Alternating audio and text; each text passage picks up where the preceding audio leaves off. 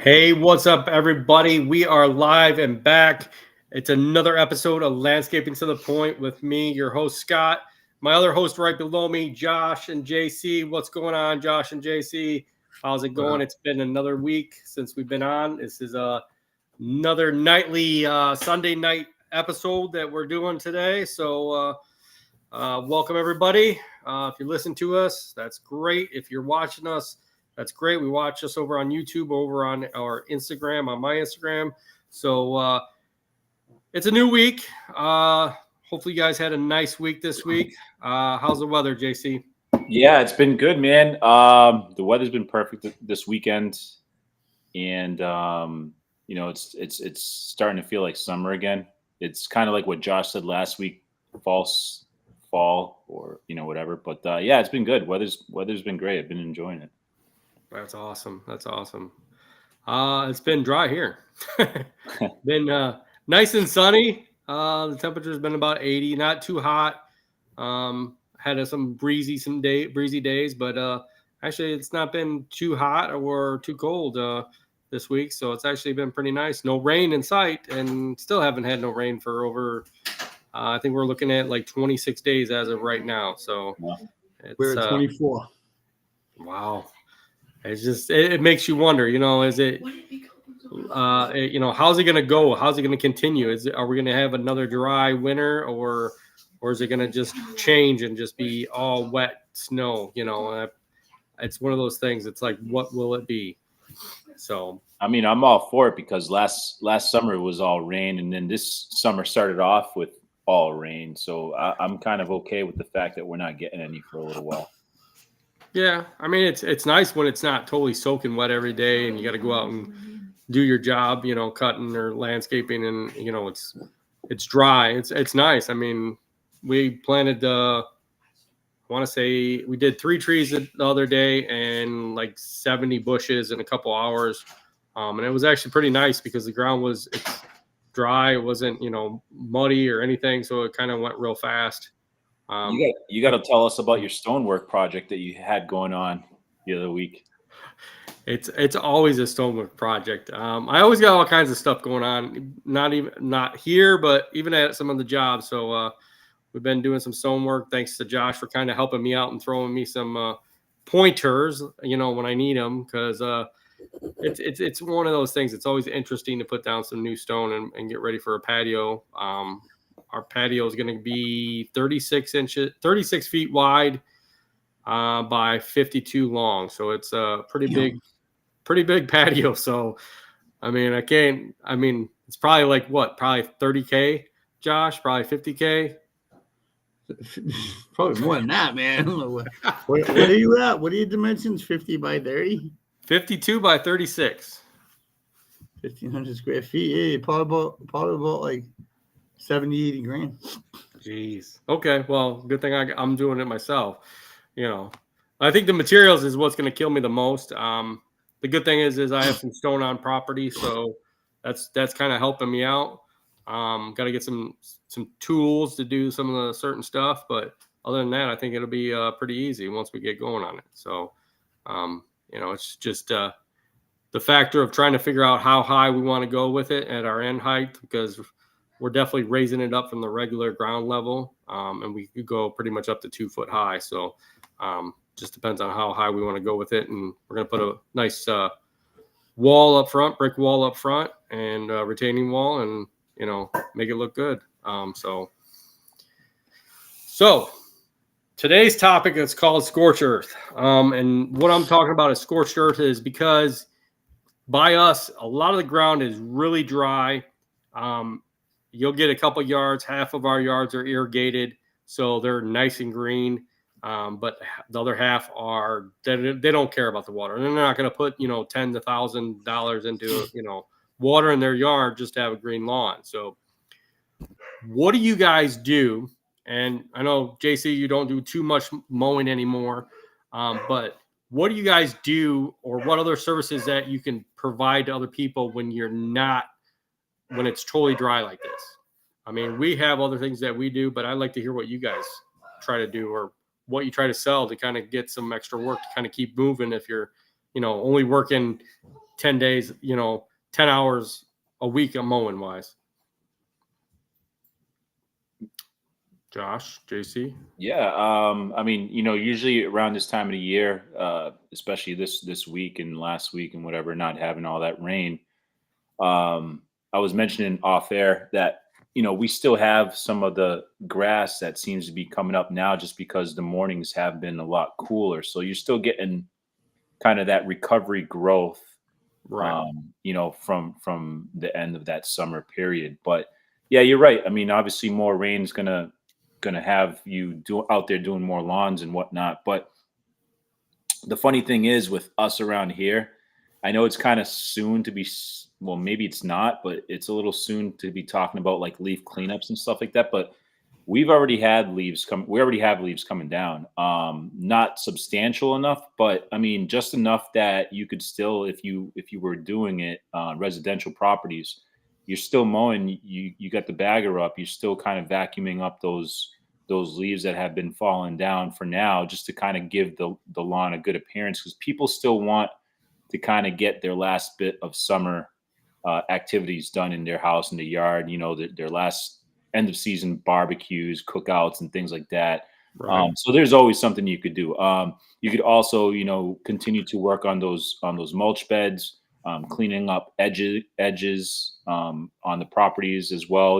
If you're handy with any types of pavement or stonework or installation or planting right now. Mums have been in season, so a lot of people are looking for those fall shrubs to be installed in their property.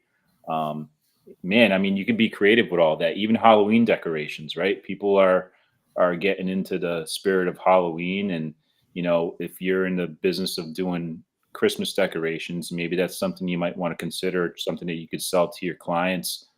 As far as things like that, gutters are always going to be something that you could clean off. That people are in need of. So if you're handy with that, those resources, you have the tools, you have the skills available, the sky's the limit. You just have to be a little more creative. That sounds good. I mean, I think doing Halloween decorations, I think that might be a new niche. I mean, people are already doing like the holiday lighting for, Christmas and stuff, but doing, Halloween lighting and, having to be able to put all that kind of stuff up for people. That might be a good niche to anybody out there trying to do that type of work. The thing with Halloween, it's you're seeing it more. At least I'm seeing it more and more. That's the perspective that I have. It's getting more competitive with the decorations, like even like the stuff that you see at Home Depot, like the robotics and stuff like that. Right. It's getting so high tech and advanced, and people are starting to really express themselves more so or their properties with the Halloween decorations. Yeah, I mean, that could be a good thing. I mean, I don't know. I mean, I think if you could get into a bunch of decorations like that and get them wholesale and be able to turn around and, rent them out to customers, you'd probably make some good money on it. I mean, definitely. I mean, that's what you're really doing when you actually put up like Christmas lights. You're renting out the lights to them. So, I mean, if you got the room to store them, I mean, that would be an awesome side business on top of what you're actually doing.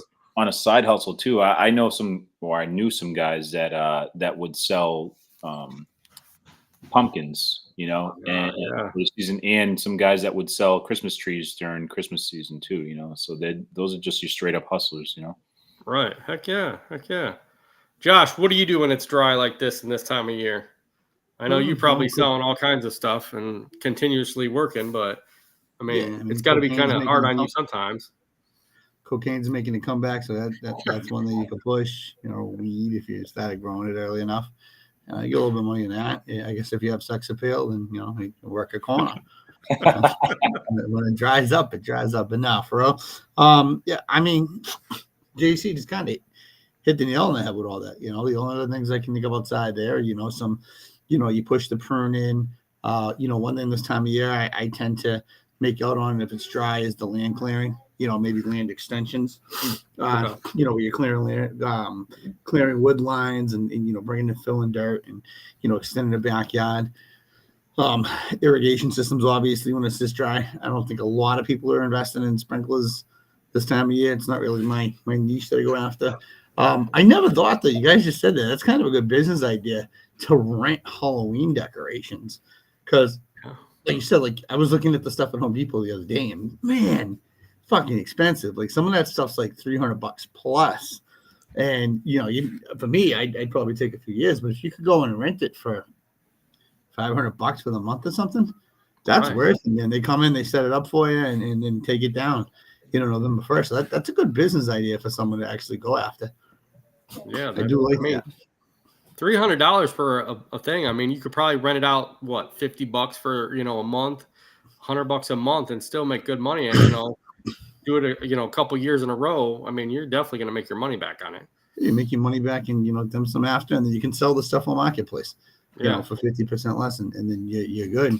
The one thing I'd say, small asphalt repairs before winter, even residential, the selling point on that commercial residential is usually like, hey, if you have a plow service coming by, that small crack or, pothole in the parking lot can get a lot worse if we don't take care of it now. It becomes a trip hazard, so you can go in there with some hot top and, fix it up for them. So those little things you can do right there, maybe cleaning out drywalls, gutter season's a little early for that, but if you can get someone that maybe doesn't have trees around their house and just wants to clean out, the sediment and maybe like the residue from the asphalt shingles, there's a whole bunch of stuff. You just got to think outside the box, Trash removal, anything like that. Yeah. Some guys, a lot of guys are getting into firewood. That seems to be a big push, is the firewood. Yeah, I know we sell some firewood here to a couple customers, and I mean it's a good thing to do. And actually this time of year, I mean, people are starting to get ready for winter, so I mean that's a good push to if you're trying to do that. One thing we also do at this time of year is we do aerations overseedings, seal coating. I mean, like you said, Josh, filling in the potholes. We do the seal coating for certain customers. So I mean it's a slowdown. So you got that time sometimes between now before those leaves fall. So I mean, there's a lot of things you can do to kind of keep going and still keep the money rolling in. So that way you're not just sitting there and waiting. And, if you got guys on the clock, they're not like, oh, I only worked 4 hours today. What am I going to do? My paycheck's pretty low. You want to keep them going. So, I mean, you want to look for stuff to do and be able to sell. Josh is going to become a dog walker. I mean, he's got all these dogs. So, I mean, He already is. Yeah. He's going to become a professional dog walker. Next thing. I don't think so. I'm building a fence around my house so I can just let them out. See, there you go. Their fence. I mean, we just did a fence, just finished up one today. So, I mean, there's always, that kind of work that you can find that you could probably reach out to your customers. I like to say is go through your yards. I mean, just go through every property that you maintain and look for any little thing that, you might be able to do, like the pruning or the aeration or fencing or, little odd jobs. If you can find it and, reach out to your customers and say, I might be able to do this for you if you're looking to get it done. So, yeah, I'll tell you, before when I did, I was all residential maintenance. Spring and fall were my cash flow. That was my cash cows. And, in the summer was just kind of maintaining and taking on small projects here and there. But from now until like December 1st, man, I mean, this is your cash flow. Like you said, aerating, overseeding. Dude, I didn't even bother with the overseeding. I pushed the aeration at like $200 to start at $200 per yard. Right. I know that's going to vary based off where you are, but I mean, we rented the machine for Home Depot for what, $100 a day, and we keep it for a week, and we make thousands of dollars, and it's no exaggeration. I mean, I killed myself. I'd be doing about 20, 25 a day to really bank in. And then, the next year when I got help, I rented 2 and doubled that income, and then on top of that, while you're there, say, hey, we can do your leaf cleanup. Or, yeah, look, some of that stuff needs to be cut back for fall. If you want me to come back after the fall cleanup, I'll cut those tall grasses, trim or deadhead your hydrangeas or your azaleas. They just capitalize, man. Like you said, look at your yards, see what they have. Even if you don't trim their bushes, see if there's like perennials in there, anything that blooms, and cut them back and educate the customer on how to do it. I always notice if you educate them while you're trying to sell about how, the technique to cut, rose bush back or azalea, where to cut it, they seem to go, what, why don't you take care of it for me? Right. Not all of them, but it's a good approach. Right. I think it's a good, even if they want to do it themselves, they might find something else that they can't do themselves and want you to do it. Even educating them on a lot of the work that you do helps out in the long run, I think. So, and it kind of shows your communication too by letting them know what all the services you do provide. And like Josh said, this is that time where you're getting ready right before fall season, and you want to get that big push out there. So, even go out and start door-to-door selling for the fall cleanup, because this is a perfect time to get out there and get ready for it. So, dude, you could. I mean, it's the possibilities are really endless. I mean, if you're really hurting, you could really think of a lot of good things that you could do to offer services. I mean, like even take, for example, window cleaning. You could push that all day long, especially if you have like the time to do it. Well, you definitely have the time to do it if you're looking for work, but you don't need much to do something like that, and you can just add to those clients, especially the ones that you have, a better relationship with, that trust you and know how good of a job that you normally do. Yeah, I think that's what you need to do. There's tons of stuff to do out there. You just got to look, and that's the thing. Is you just look at it, customers, and then just get your name. Just be able to keep out there and keep moving around, because people are going to see you. They're going to, if you got your name on your truck, your name on your uniforms or whatever, people are going to see that you're there doing work, and you're going to get more word of mouth and more work from somebody down the street. If they see you at a yard 2-3 times a year pruning and mulching and pulling weeds or whatever needs to be done, they're gonna be like, well, this guy does that, so I might as well go ahead and call him because he's right there across the street. So it turns into more and more work for you, so it helps out in the long run. Let me ask you this though, because we've talked about this maybe last year about being that company that offers a menu of all these different services. Like, you got to be careful with that too, because you don't want that to be your, what you're known for, as doing everything, that could be negative to some degree. Obviously we preach to, focus on what you're good at and what makes you money. But again, these are just ideas for, making side hustles to kind of gain some more income during times in which that you're not making it. True. I think that's true.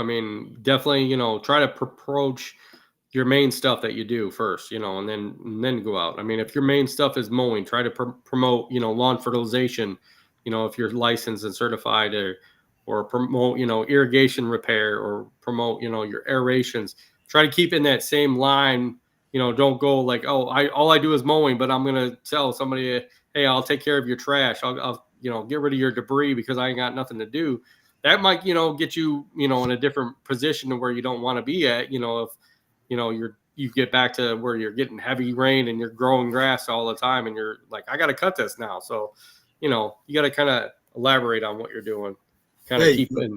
You could write a book or, sell content about how to be a, $1 million landscaper at 16. Yeah, I think that's the next thing. I think that's one of the next things I think we need to talk about is writing books. And then, I think you need to have experience before you start writing a book, at 16 or 17 or 18, and trying to sell people the hey, I'll sell you how to run a business for $49.99 a month. Come on. Okay, I want to add to that. Yes. Because I had a personal experience where I bought a book on Amazon. It was unrelated to our business. It was just like a self-improvement type of book.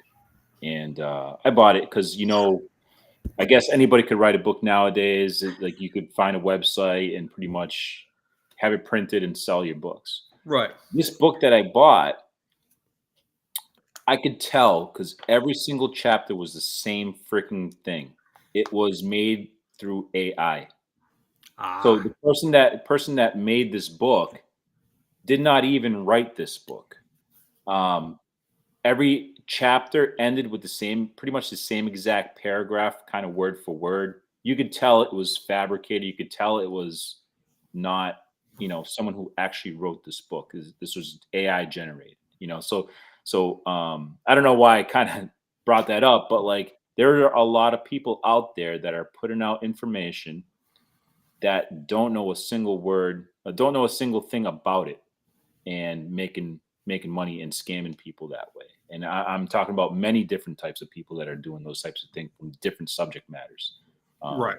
And it's just unfortunate that's the day that we live in now. So if you're going to buy books, if you're going to, get resources for this business in particular when it comes to landscaping, hardscaping, anything like that. Make sure, one, you know who the person is, and two, you know that you're buying from a reliable source.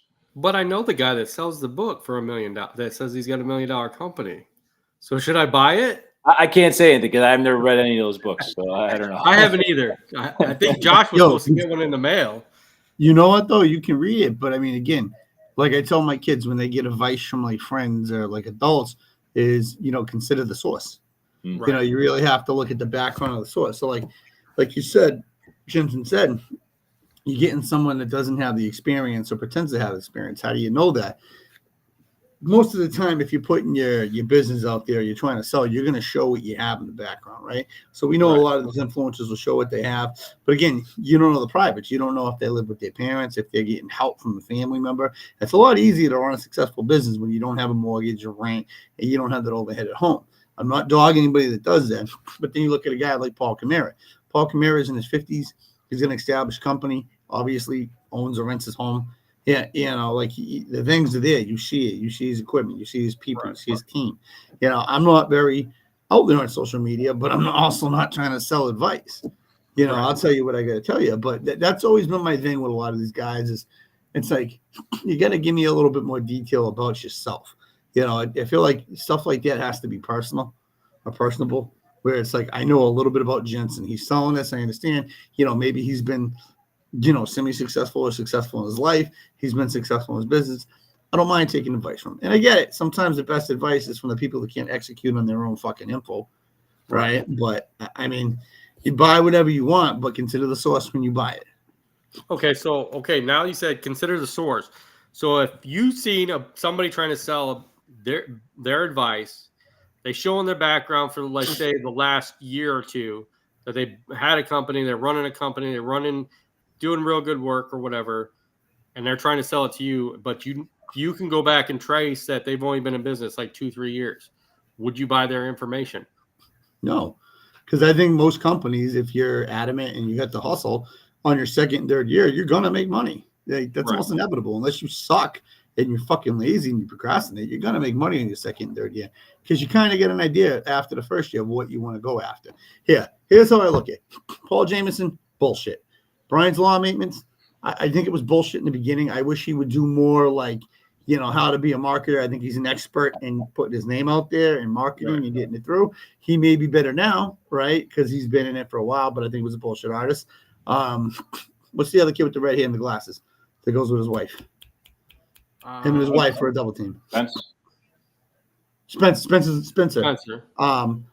I started watching some of this shit, and some of it, I think, some of the wording they do as far as like the success, I feel like could be bullshit, but I feel like there's more merit on that part, right? And then you get like into the Stanley Dirt Monkeys. The guy tells you what he fucking knows, and just from my background in construction, he's right, So someone like that who's been around for a while actually shows you he's not just trying to sell you on how to be a fucking millionaire landscaper, but how to be a successful craftsman and put things together and go through that, And I think there's a huge difference with that when so many guys are pushing through. Mike Bedell, the Bedell Property Maintenance, the debt-free landscaper. He's not huge on trying to sell you stuff. He sells a document. But again, Bedell's a smart motherfucker. Yeah, he's someone that he's like a fucking computer when it comes to some of the legalities and contractual shit. So yeah, I would probably pick something up from him, But a lot of the big YouTube guys, again, it's marketing. We talked last week. Grant Cardone. It's bells and whistles, fireworks. So I mean, again, you consider the source, you do your own investigation and look through it. People throw out numbers, see if the numbers add up to what they're saying. Again, I've always taken a little bit here, a little bit here, a little bit here, and try to execute that advice I may have got, what I've watched, and kind of mold it in my own way and execute. I take this back. So there was one book that I read, and it was from Chance Daily Hustle. And his book that he wrote, I read that book on a flight back to Boston.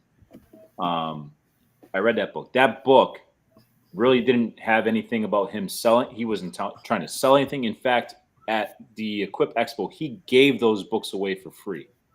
For free. That's how I got my copy of it, because he gave them out. And I read it, and it was just basically his upbringing, his journey from, coming to America and creating his business. He didn't sell a damn thing. Not all. And like that's what I highly respect. A guy like that with that knowledge, with the success of the businesses that he has put out there, like he could be that person that tries to sell you stuff and he chooses not to do that. He lets his business speak for himself. And I admire the shit out of that because he does such a great job with that. He's an influencer. He's out there, but he's a humble guy. He's loyal. And he doesn't bullshit anybody. I really very much have a high respect for that guy. Right. He definitely has it's a good thing. He has a different approach. And again, you see his lifestyle. I mean, his life, it's out there. He shows you what he has. I know he shows you what he has and what he does. I used to watch some of his stuff, but I don't have the attention span to watch a whole clip. What do you guys think of Tigran Grants? I think his name is Goat Gang. I think he started out where he was trying to help people out, and now I feel like he's kind of like the other ones, just kind of trying to get you to get in that group to where you're buying his information. I hate to say it, I've actually looked into some of his stuff because he actually sent me information on it once when I asked about it, and I think it's like $99 a month to get a cold call from him, and then to be, get information and be on a group Zoom. It's like another $200. It's a nonstop money grab is what I want to say it is anymore, and I feel like some of the stuff that he posts, he's posted some stuff to where, I'm broke, so I'm going to have to sell my Raptor. I'm going to have to sell my, Cybertruck. Well, how's that? You're not telling nobody what's going on.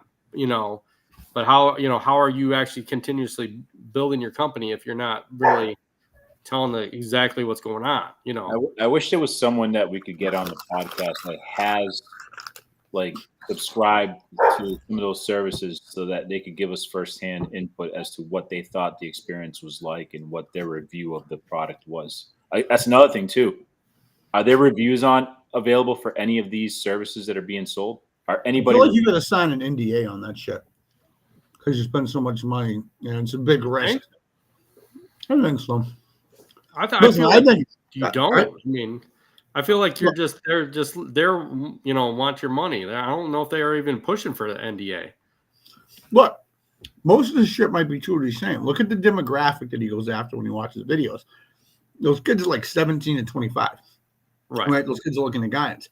But what they're not realizing, if you just network those years in your neighborhood or in your area and talk to older guys, veterans in the industry, you probably get the same information that you're paying thousands of dollars for. Right. But yeah, I think he's a bullshit ass now. I think it's again, it's smoke and mirrors. He's a big Grant Cardone guy. I think Grant Cardone is the biggest crook there is. I think he utilizes a lot of debt to show what he has. Listen, I could go out and go fucking finance 7 trucks and mowers and new equipment.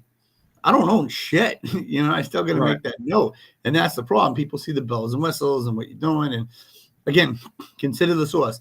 Ask for proof. Ask around. Go into these Facebook groups. A lot of the time, if you go into a Facebook group and you ask about Brian's Lawn Maintenance and Team Rants, you're probably going to get made fun of. But there'll be a few guys in there that might give you the feedback and send you a message. I will tell you, the one fucking guy that I do like is Mike Andes. Yeah. On the business aspect of it. I do like Mike Andes because he puts a lot of free information out there that I'm sure would help a lot of people. Yeah. That old saying, never trust a clean mechanic? Yep. So the reason why I value Paul Camaro so much, and I'm not saying it to kind of shit on anybody else, but a lot of those other guys don't have a single stain on their shirt. Right. And you see a guy like Paul Camaro, he's sweating. You got dirt on him. You see him pictures doing jobs and stuff like that. And he's not just a business owner, but he is the business. He's part of the business. He's in it. His hands are getting dirty, and that's the proof in the pudding that you want to see when you're seeking advice from somebody. Yeah. You know? Right. Yeah, I agree with you. I feel like that there's so many out there that, yeah, I would take advice over some of the other ones that you had mentioned, Josh, that, like I said, even you said it, JC, that they have such a clean shirt, they show you where they're building their mansion, and, they need but how did they build their mansion? By you buying their product, and it's like, they wouldn't be there if that was the case, so. But marketing and social media presence, fucking most of those guys I mentioned are fucking bombshells at that. Right. I feel like if you just sold a package that taught you how to basically monetize yourself online and social media is like an influencer in an industry, I think you'd clean up with that, if you're just straightforward with it. Well, again, it's a business advice for someone that isn't doing a lot of business. It's not hard to figure it out with one guy, one truck, or two guys in a truck. Right. Oh yeah. But it's like we talked about last week too. Like I think that the influencer thing is getting phased out because it's oversaturated now. No. It's like, so do you feel there's a lot of people out there that are influencers now than before? I think there's a lot of people that are trying to be influencers more so than there was before, because now, back then there was less competition. So I think it was easier to stand out if you're pushing content on a daily basis, building your following, right? You don't even have to have great videos as long as people are following you at that point. But now there's so many other people that are in it, like smaller people, that, it's taken away from, it's just harder now to kind of stand out. So if you're an OG from the original, back when everything kind of began, you still have that spotlight on you, and you really have the choice of making it what you want it to be. Do you want to, you have to innovate, you have to change things up, and you're already recognized, so you already have that advantage going forward if you want to start pushing a new product.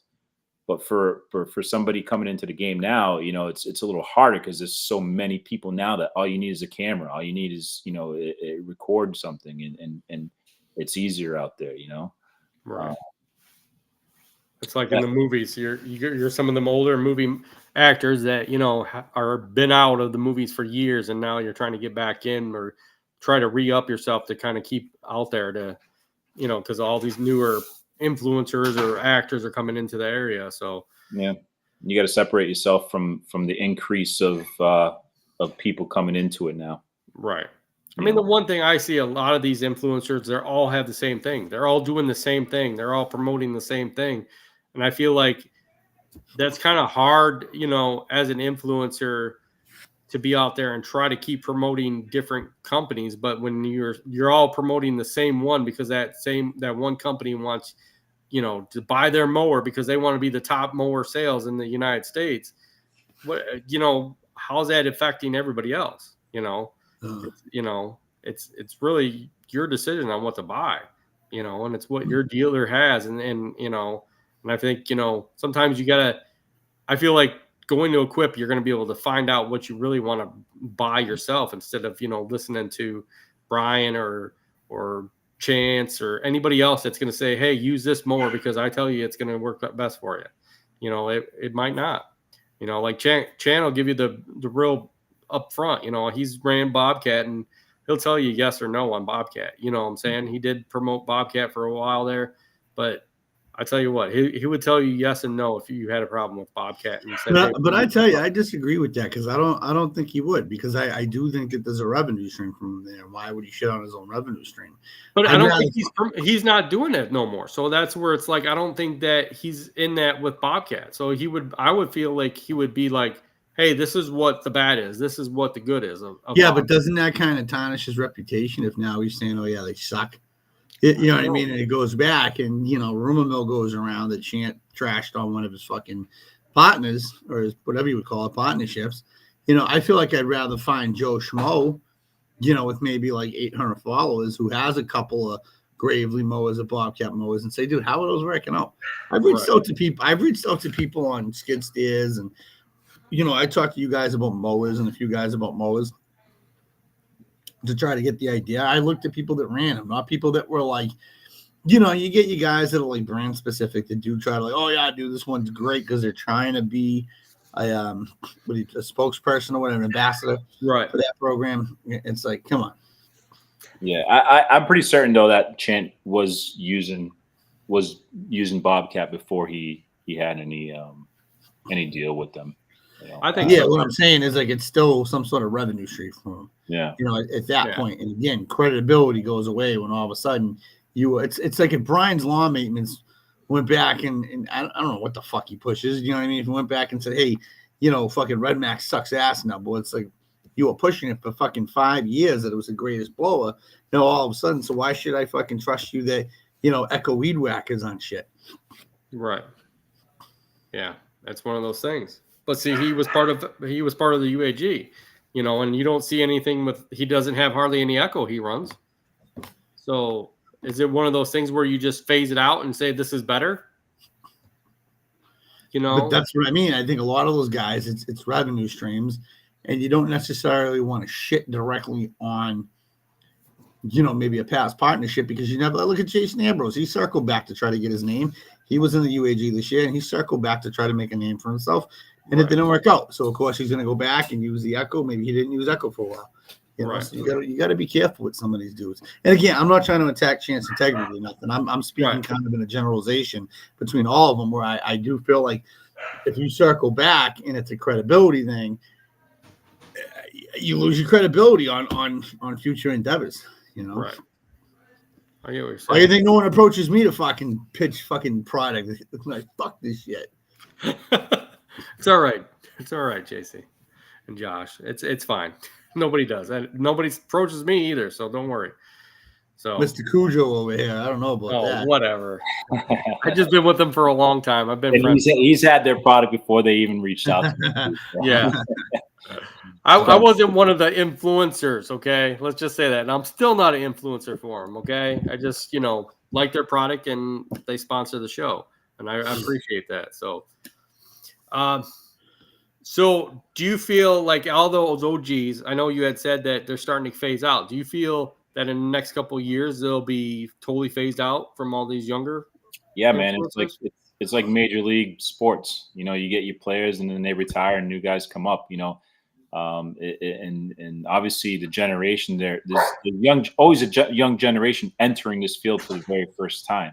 So the people that we knew when this social media whole networking lawn care community started, you know, there may have been a set of certain people that we were first introduced with, you know, and I don't know who the new guys are now. Like those guys are definitely going to be phased out, and there's going to be like in, you know, a couple of years now, people are going to say who's Blake, who's Brian from lawn maintenance, who's Chant, you know, like, because there's these newer guys coming up and creating bigger channels and stuff like that. And it's already gotten to that point. Right. You know, we're the old G's now in the community, you know? Do you feel like that when you have a younger crew coming in? So like you got the kids that wear like the hoochie shorts that are popping up now, like the younger guys. But do you feel like younger generations, again, let's call that demographic 17 to 25, right? The more impressionable demographic of people trying to build a business, kids trying to build a business. Do you think the validity of guys like Brian's Lawn Maintenance and Spencer and Lawn Care Rookie, whatever, kind of goes out the door because it's like you've been doing the same shit for 10 years and you're still not showing me that you've evolved in business? Like there's no proof in the pudding where, you know, maybe this guy shows that he has a crew. Like some of these guys, I don't know how the fuck they're doing it. But again, goes back, you don't know what their living situation. These kids could be living in their mom's basement or attic or something and not having overhead, but they got crews, they got equipment and shit, you know. And I think maybe those kids that are impressionable that are moving forward go, hey, let me follow these guys in more of my age group. These fucking old school guys are doing the same shit that they were doing back in 2010. Let me put it this way, and by no means am I comparing anybody to like Michael Jordan or any of these guys, right? When we that's not it, right? But no, think of it this way: like us three right here could probably pretty much agree to say that Jordan was the greatest of all time, right? Yes. Yeah. Right. So, because we got to see Jordan play, we got to see him go through the championships, we got to see him retire, right? And now that generation came in where a younger generation followed LeBron when he first came into the league, right? And they didn't even watch a game of Jordan, and they follow him, and then now those are the people that are saying that LeBron is the greatest of all time, No. right? Again, now I'm not using that as comparison of these Right. greats as the lawn care community people, but we had the opportunity to watch Brian grow. We had the opportunity to watch Blake grow from this very small, the Seth the lawn surgeons, growing these channels up to where they're at. Now that they're big, right? These younger generations that come in don't know, never followed those people when they started, right? So that generation is now following their own generation grow channels. And that younger generation that are increasing in popularity with these social media accounts that are getting bigger, right, are kind of like the LeBron James compared to the Jordans that we saw. Again, I'm not saying that these guys are Michael Jordan. I'm not saying these guys are LeBron James. Let me be very, very clear with that. But it comes down to the generation. What you're being introduced to when you first come into the scene, and what you see grow. And that's the proof of the pudding that they see when they see someone become successful. Those are the people that they follow, right?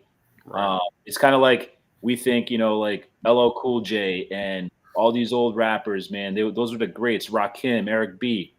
Young kids don't know who those people are.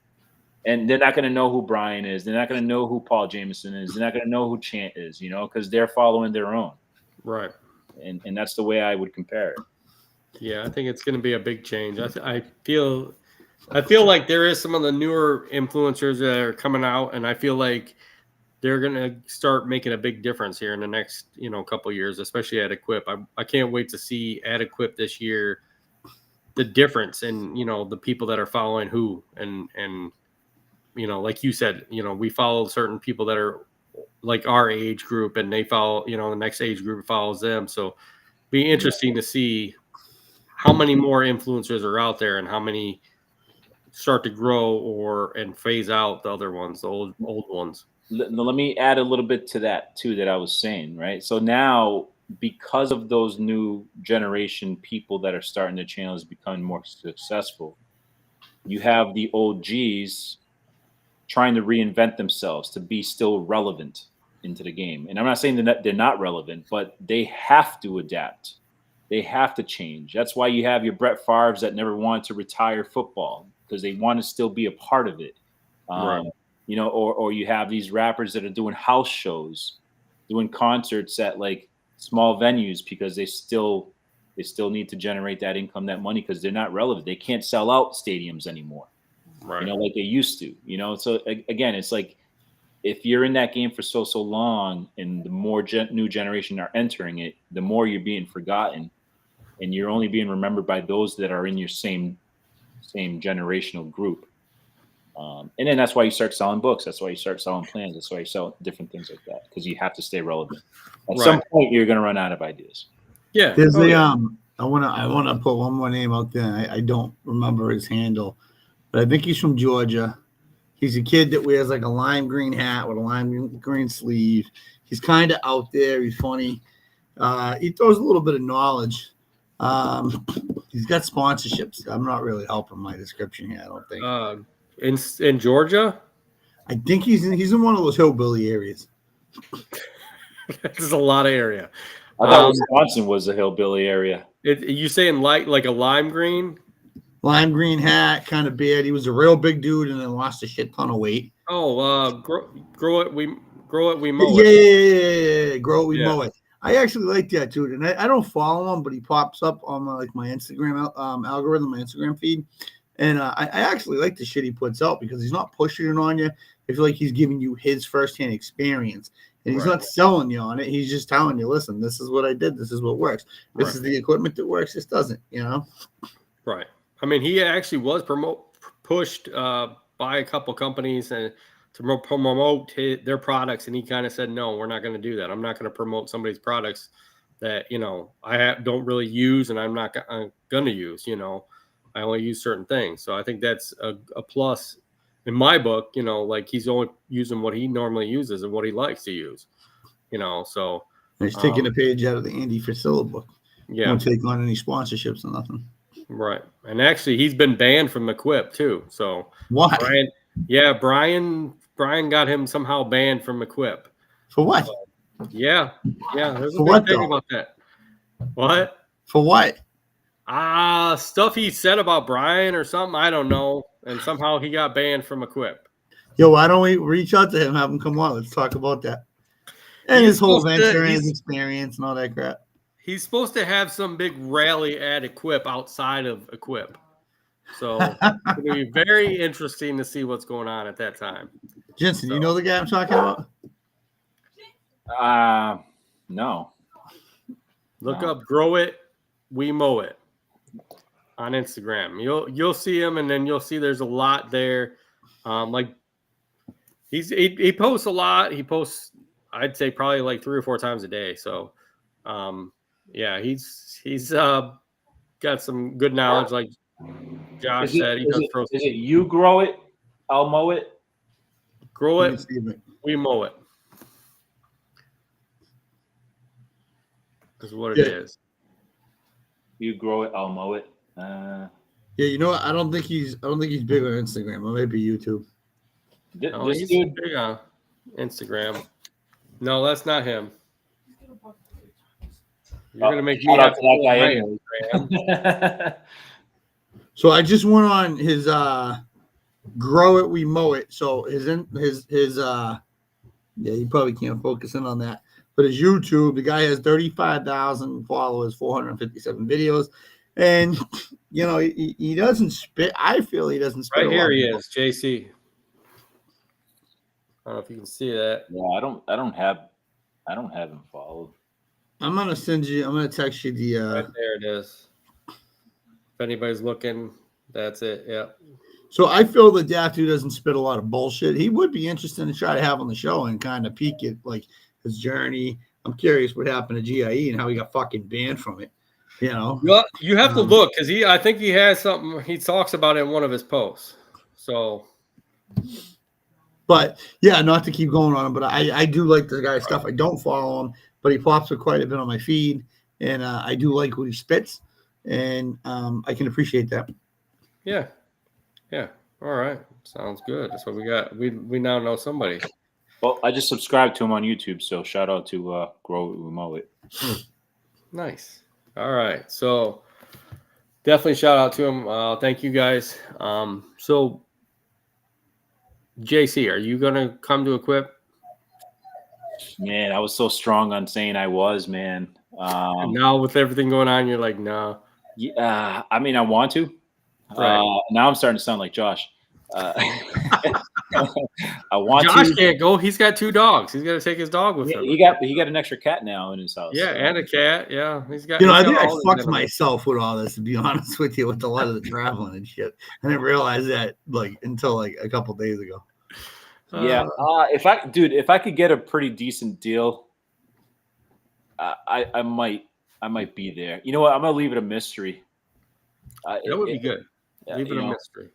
Definitely leave it a mystery. The only way people are gonna know if I'm there is if they see me there. Yeah, I mean that'd be one way of doing it. I mean, you never know. Trust me, no one gives a shit. Nobody that's following us, right? Alan Bain will care. Yeah. Who? What's his name? Alan Bain. Al Bain, yeah. Alan Bain. The fucking the residential lawn care guy. Yeah, your He's buddy. a homeowner.